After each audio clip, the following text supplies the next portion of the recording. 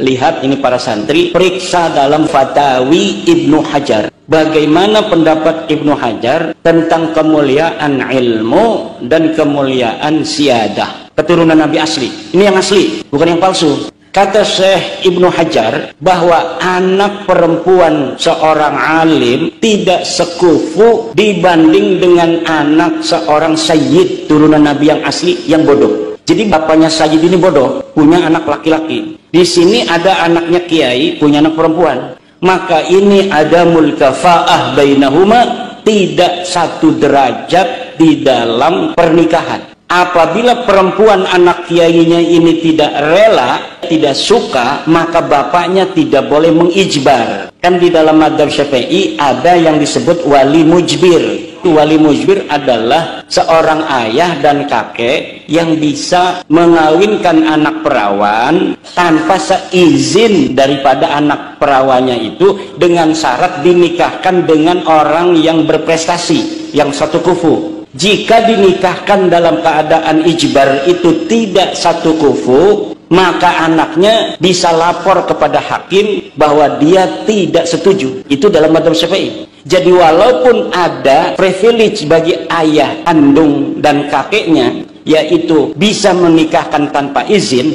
tapi disyaratkan menikahkannya dengan orang yang berprestasi, dengan orang yang satu kufu.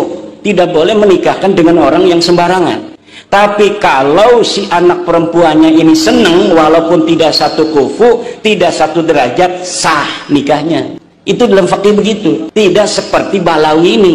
Kalau nikah katanya anak perempuan Ba'lawi dengan orang Purbalingga, maka orang Purbalingga dihitung berzina seumur hidup. Dia tidak akan dapat syafaat dari Nabi sampai dia mengembalikan keperawanannya si anak Habib itu. Nah ini tidak ada dalam ajaran Islam, hanya ditemukan dalam buku-buku Talmud kaum Yahudi. Dalam kitab-kitab Talmudnya kaum Yahudi ada ajaran semacam itu. Kalau seorang turunan Yahudi, perempuan dinikahkan bukan dengan Yahudi, maka pernikahannya tidak sah. Tapi dalam ajaran Islam tidak ada yang semacam itu. Lalu dia menggunakan ajarannya siapa? Menarik untuk kita kaji lebih dalam. Ternyata memang ada kemiripan antara prinsip dan tradisi pernikahan di kalangan Yahudi dan kalangan Ba'al. Dalam tradisi Yahudi Ortodok atau Yahudi Askenazi, mereka melarang anak perempuan mereka menikah dengan laki-laki di luar klan mereka dengan alasan demi menjaga darah atau menjaga keturunan. Persis dengan apa yang dilakukan oleh saudara-saudara kita di klan Ba'alwi. Mereka melarang anak-anak perempuan mereka dinikahi oleh laki-laki pihak lain. Malah mereka katakan ini berzina dan lain sebagainya. Bahkan mereka membangun klaim ini semua dalam rangka menjaga kemurnian darah atau keturunan nasab suci Rasulullah Sallallahu Alaihi Wasallam.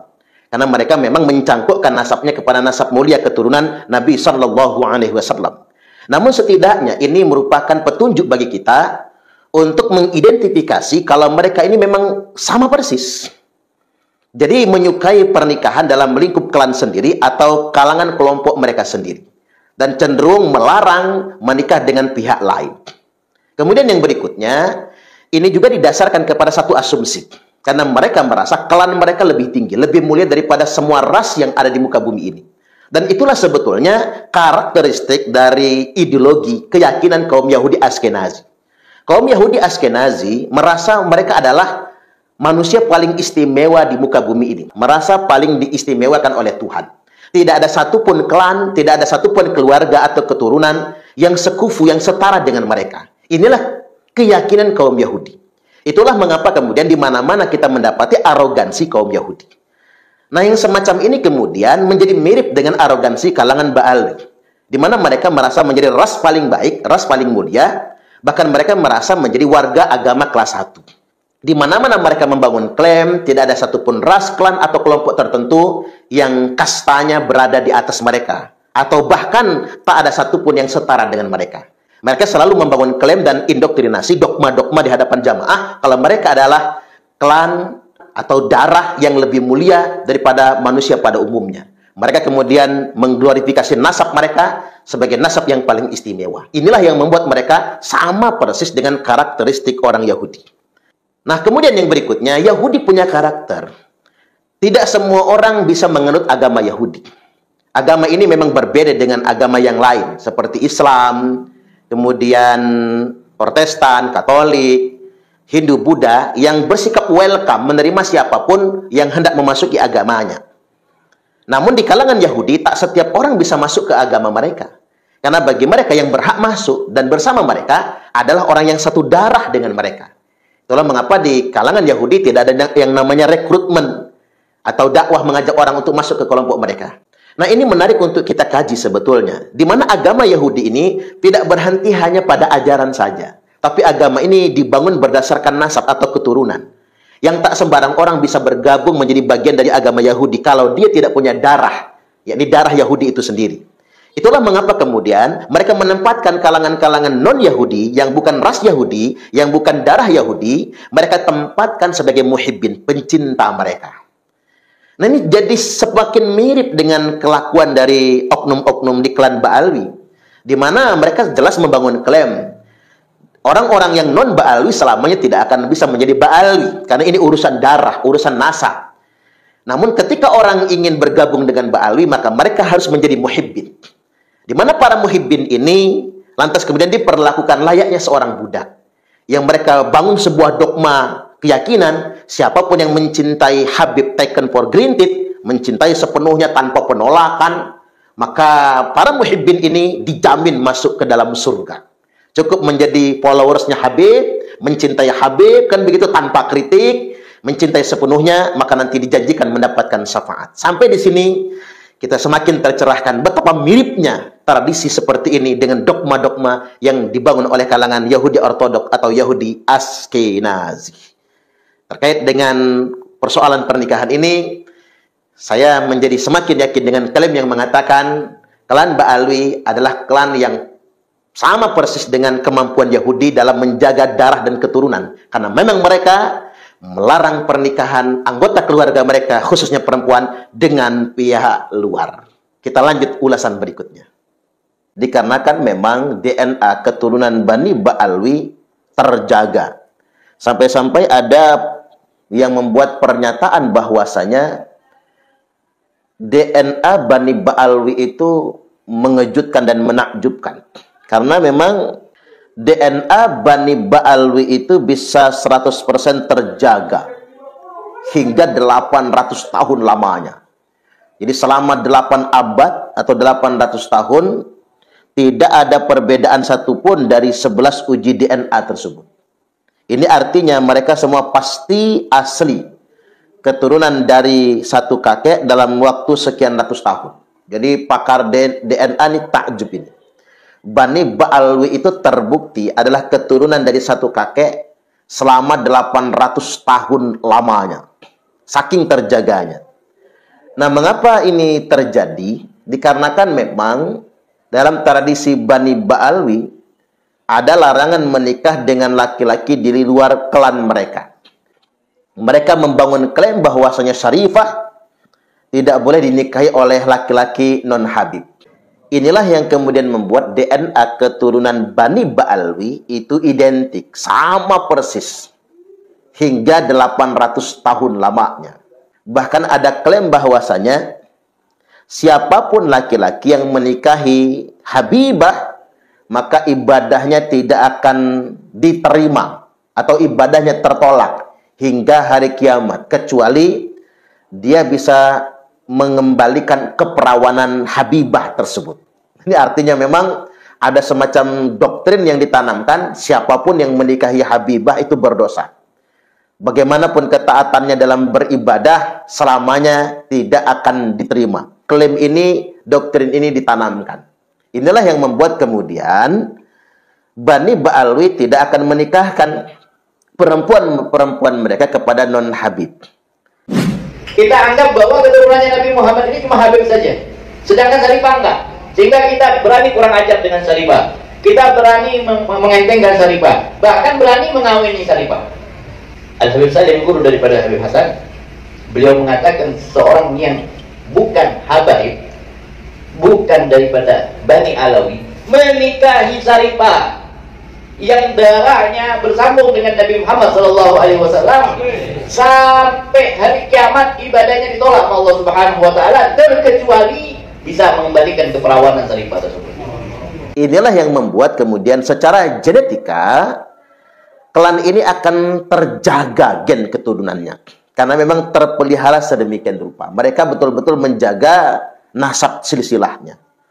Nah, sekaligus dari hasil tes DNA Habib Agus Abu Bakar Arsal Al-Habsi yang haplogrupnya adalah G, ini sekaligus juga mengkonfirmasi kebenaran bahwasanya rata-rata dan semua klan Ba'alwi itu haplogrupnya adalah G. Atau Y DNA-nya adalah G. DNA asal usulnya.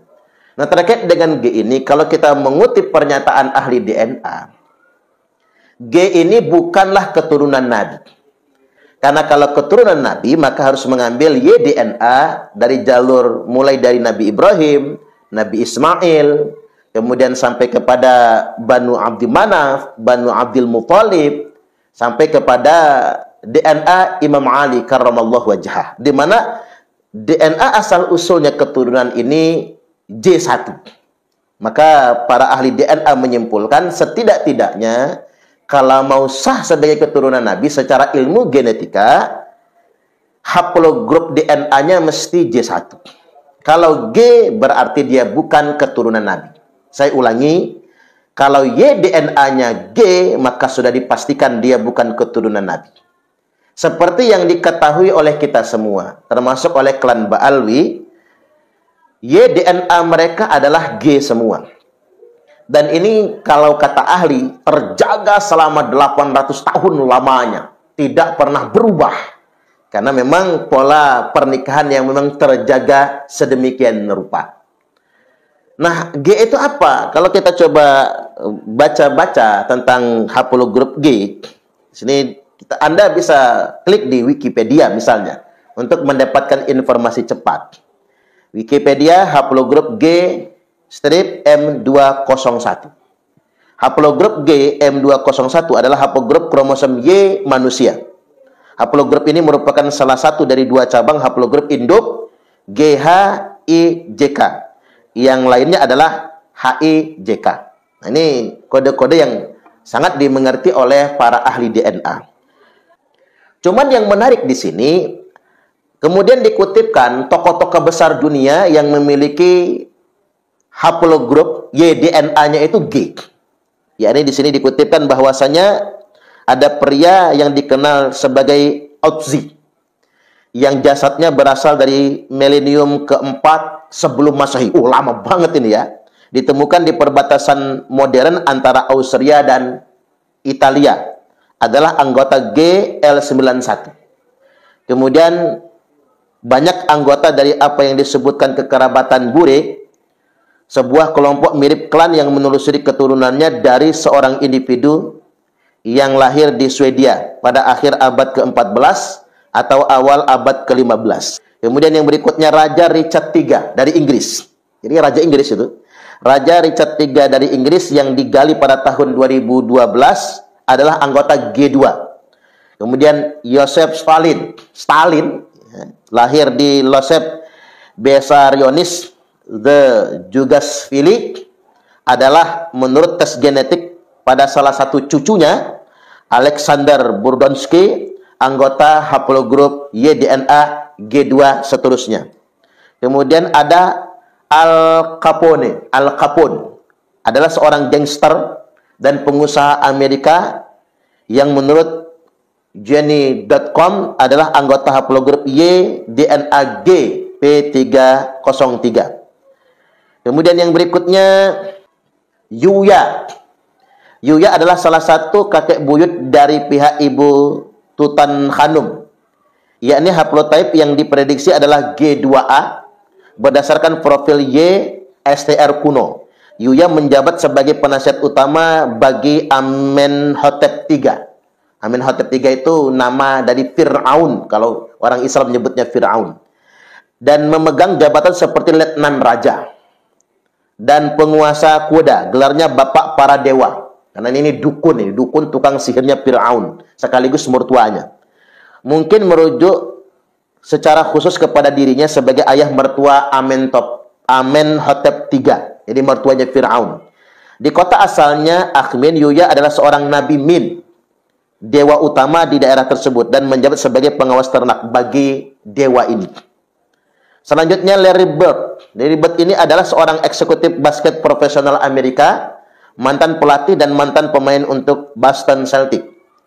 Telah terbukti termasuk dalam haplogrup GZ6748 berdasarkan pengujian beberapa kerabat yang merupakan keturunan Thomas Bird di proyek haplogrup GL497Y-DNA. Sampai di sini kita semua tidak bisa mengatakan orang-orang yang punya Y-DNA haplogrup G itu bernasab kepada Rasulullah Sallallahu Alaihi Wasallam. Oke, terserah. Kemudian ketika G ini adalah DNA asalnya Yuya, andai kata pun hari ini orang-orang yang haplogrup DNA-nya adalah G, itu pun tidak jadi masalah bagi kita. Itu kan terkait dengan asal-usul DNA. Saya juga tidak bisa menampik kemungkinan, boleh jadi entah asal-usul saya dulu siapa.